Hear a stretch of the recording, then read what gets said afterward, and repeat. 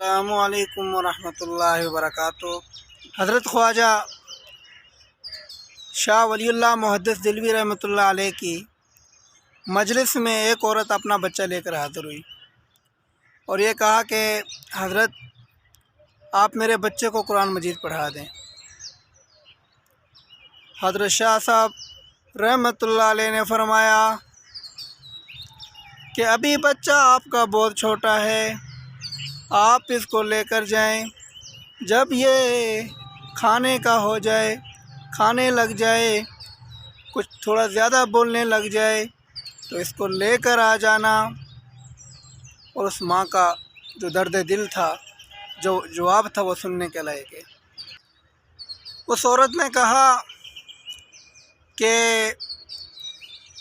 یہ ابھی پیٹ ہی میں تھا تو میرے گھر والا بیمار تھا، اس نے کہا کہ اللہ نے مجھے اگر کوئی اولاد دی، اگر وہ بیٹا ہوا تو اس کو قرآن سکھانا، اور وہ اس دنیا سے چل بسے ہیں، وہ چلا گیا ہے، لیکن اگر یہ آج بولنے کے قابل ہو گئے، اگر آج اس کو میں قرآن پڑھنے پہ نہ لگاؤں تو مجھے کہیں ڈر ہے کہ اس نے مجھے جو امانت دی تھی میں اس میں خیانت کر رہی ہوں، اور نہ معلوم میں یہاں سے جانے سے پہلے میں مر جاؤں تو کیا پتہ یہ امانت ضائع ہو جائے۔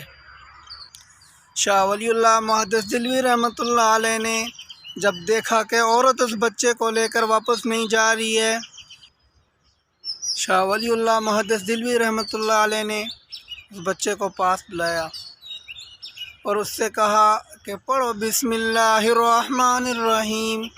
بچہ کہنے لگا مجھے آتا ہے۔ کہا پڑھو الحمدللہ۔ بچہ کہنے لگا مجھے آتا ہے۔ کہا پڑھو الف لام میم۔ بچہ کہنے لگا مجھے یہ بھی آتا ہے۔ حضرت خواجہ شاہ ولی اللہ محدث دہلوی رحمۃ اللہ علیہ بہت پریشان ہوئے، کہا کہ یہ کیا کہہ رہے مجھے آتا ہے۔ تو حضرت نے اس عورت سے پوچھا کہ یہ کیا ماجرا ہے۔ وہ عورت کہنے لگی جب یہ بچہ میرے پیٹ میں تھا تو میں چلتے پھرتے قرآن پڑھا کرتی تھی، اٹھتی بیٹھتی قرآن پڑھا کرتی تھی، اس کے بعد جب دودھ دینے کی باری آئی تو میں اس وقت بھی قرآن پڑھا کرتی تھی، اور جب سونے لگتی میں قرآن پڑھتی، اٹھتی میں قرآن پڑھتی، میں بیٹھتی میں قرآن پڑھتی۔ یہ بچہ سن سن کے 17 پاروں کا حافظ بن چکا ہے۔ ابھی بچہ تھا اور اس عمر میں وہ بچہ 17 پاروں کا حافظ قرآن بن چکا تھا۔ تو کسی نے کہا کہ جب مائیں قرآن پڑھنے لگ جائیں، جب گھر کا ماحول قرآن پڑھنے والا ہو تو یہی وہی گود ہے جس سے آگے نسل بڑھتی ہے، اور یہی وہی گود ہے جو سب سے پہلی درسگاہ کہلائی جاتی ہے۔ اور جب مائیں قرآن پڑھنے لگ جائیں تو وہ بچے وقت کے ولی اللہ ہوتے ہیں، وہ بچے شاہ ولی اللہ بنتے ہیں۔ کہتے ہیں کہ یہ بچہ جا کے بعد میں حضرت مختار کاکی رحمۃ اللہ علیہ بنے اور وقت کے اولیاء کرام کے سردار بنے۔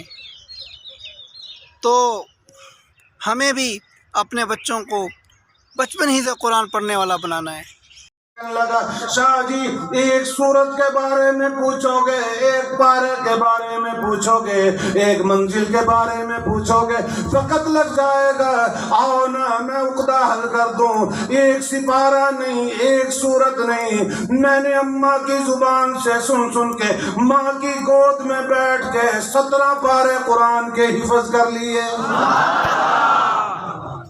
میری ماں صبح کے وقت وضو کر کے مجھے جھولی میں لے لیتی ہے اور جھولی میں لے کے تلاوت کلام اللہ شروع کر دیتی ہے۔ میں نے اماں کی زبان سے قرآن کریم کو سنا، قرآن کریم سن سن کے ماں کی گود میں 17 پاروں کا حافظ بن گیا۔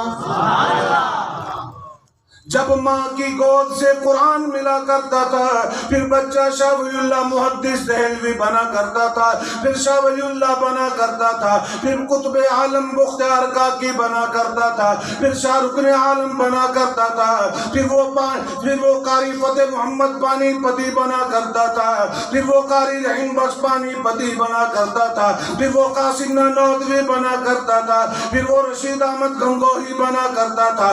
ماں کی گود سعودی تو سب سے پہلی درسگاہ جس نے حسین احمد مدنی کو جنم دیا، یہی تو وہ گود ہے جس نے شیخ الہند کی تربیت کی ہے، یہی تو وہ گود ہے جس گود میں حق نواز جھنگوی پل ہے، یہی تو وہ گود ہے جس گود میں مولانا اشار القاسمی نے زندگی گزاری ہے، اور یہی تو وہ گود ہے اور یہی تو وہ تربیت ہے جس نے ماں کی جیل سے تعلیم حاصل کرنے کے بعد جیل کی کال کوٹڑی میں قرآن حفظ کر کے بتلا دیا کہ 15ویں صدی میں بھی علی شیر جیل میں جا کے قرآن کا حافظ بن سکتا۔